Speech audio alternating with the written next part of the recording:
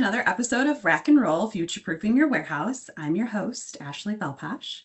Today, we're exploring the topic of how teams actually adopt continuous improvement. And I'm excited to be joined by Eric Payton, Director of North America Presales at Blue Yonder. Eric, thanks for jumping on with me today. I really appreciate you taking the time. If you have a minute, could you introduce yourself and give us a bit of background, and then we'll dive into the questions. Yeah, you bet, Ashley. Thanks. So Eric Payton, been with Blue Yonder coming up on 16 years, been in the industry a little over 25 years, specifically in the warehousing and execution space. Had multiple roles here at Blue Yonder over those years, and now I'm leading kind of the migration to our cloud solutions and adoption teams. Awesome. That's great. It's an exciting time to just be in tech, and especially when it comes to supply chain. So I'm excited to hear your answers and hear your conversation today. So we'll dive right in. When organizations begin using advanced analytics or AI to improve decision making, where do they typically start today? Yeah, so when I think about that, data is everywhere, and it's coming at us at even a more rapid pace than ever before. Um, Customers just are inundated with it and they don't know where to start. So typically, what we do is look to kind of identify where all the data signals are coming from and how they're getting into the platform with Blue Yonder solutions. And then from there, how can we make that data valuable to the operations teams? As an example, one of the areas that we kind of thought through and built out first was an agent to help warehouse managers and supervisors with our warehouse ops agent. And really what that's doing is bringing the data based upon the outcomes that customers are trying to achieve, or the KPIs that they're measuring their operations on, is bubbling that data up and then start to give them not only just the data, but also some of the rationale. What are things that are trending well? What things are, more importantly, not trending well? And what actions do those operation leaders need to make in order to hit their target KPIs? So that's really one of the first things that we work with customers on to try to unlock value out of all of the data that they have, and then leveraging AI purposefully to get them a head start in their day.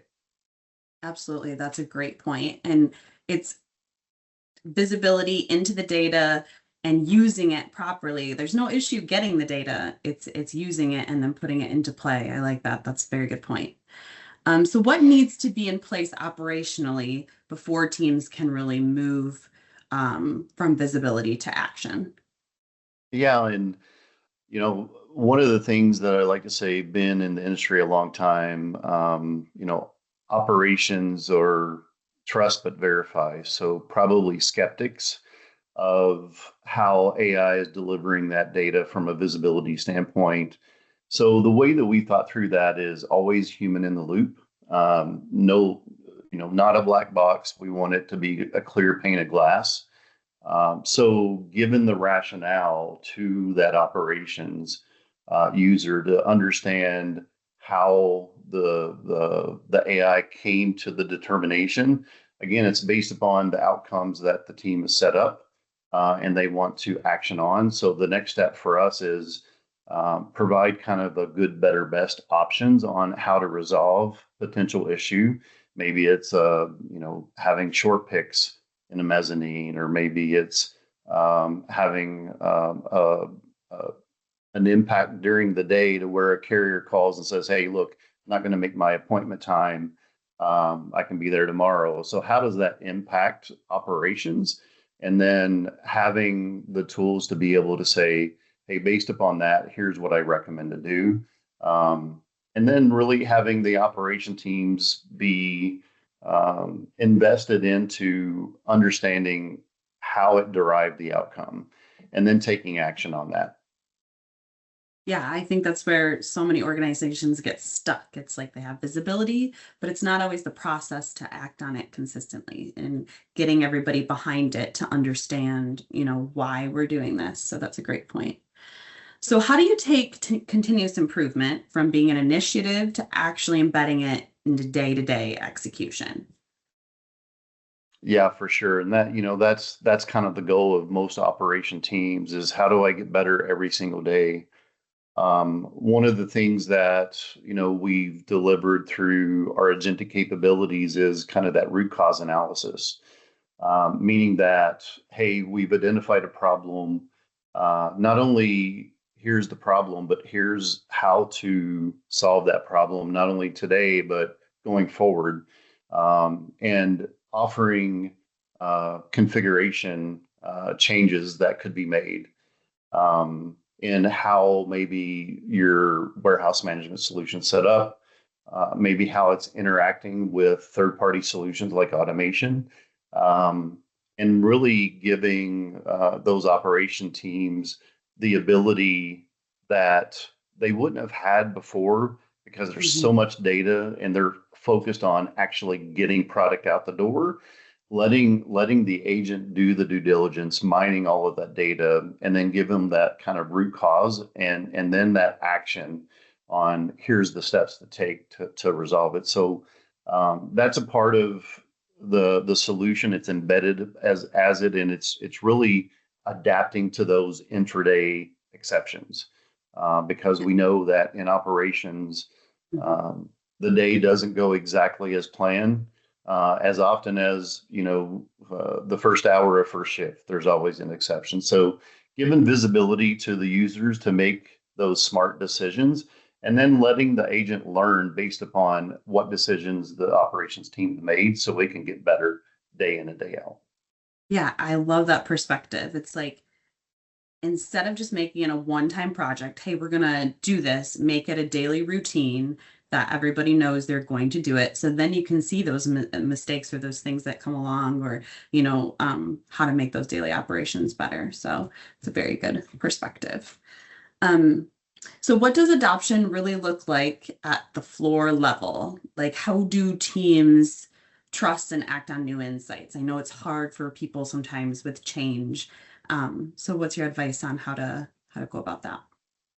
Yeah, and that was kind of one of the original design principles. I briefly mentioned it earlier. Is Mhm. kind of always having human in the loop, and then having that really clear visibility to the insights and the decisions that the solution is making, providing kind of real value data so that hey, if you make this change, it's as an example in our advanced slotting capability, if you make this change and move this product from this location to this location, it's going to save you X number of labor hours over the course of the next 3 weeks. Having that at the floor level and providing that level of insights and guidance really starts to enable that trust mechanism that supervisors and leads really need to fully execute the business, and then ultimately seeing the results, and seeing the results that hey, I would have never thought about that um, in my day-to-day operations, but the tool is really going in that deep analytics and running millions of scenarios to be able to provide the best insights to the user. That's an important point. Yeah, I think that everybody, gets excited about technology, but it's when that delivers results, what are you going to do with those and how to use the results from that? So once you start making progress, how do you expand those improvements across the operation without creating friction? Yeah, you bet. No, great question. And, within a customer going from one site to the next in operations, they're different. There's different processes, there's different ship methods, there's different automation. No two sites are created equal most of the time. So looking for opportunities to where, you may be able to leverage certain capabilities. I mentioned advanced slotting, Maybe you have a high seasonal product profile in one site versus the other. Leveraging those as we continue to innovate and deliver, capability on a quarterly basis. Being on the Blue Yonder platform, leveraging the latest version of our warehouse management solution, and being able to take those iterative innovations really enables operations to adopt the innovation at speed and at pace with little disruption. You can go in and enable capabilities, and if it's not working quite like expected, then let's work through and build out some additional goals and objectives for the agent, so that it's really fine tuning and giving you the capabilities that you need. So getting on platform, getting on the latest version, and then continuing to adopt the latest version so that you can take advantage of all the innovation that we're delivering. Yeah, that's great insight. And it's a good reminder that if you want sustainable improvement, you've got to create the framework or, the necessary upgrades to scale, to grow. Yeah, that's right. And what we've seen is really a lot of times we think about go live as the flag in the sand. Go lives are part of the process, but how are you thinking about adopting the next quarterly release, and how do you scale with that, and how do you build kind of that infrastructure that it's really a paradigm shift, and understanding how to adopt that at speed and scale is critical. Absolutely. And we're in an ever-changing landscape and things are moving quickly. So to have that plan, whether it has to change down the road or not, is super important. So that wraps up everything we have for today. I really appreciate your time, Eric, and thank you everybody for joining. We hope you found today's discussion on adopting continuous improvement helpful. If you have any questions or would like to learn more, please feel free to reach out. Our contact information is provided in the description below. Until next time, stay innovative and keep future-proofing your warehouse. Goodbye.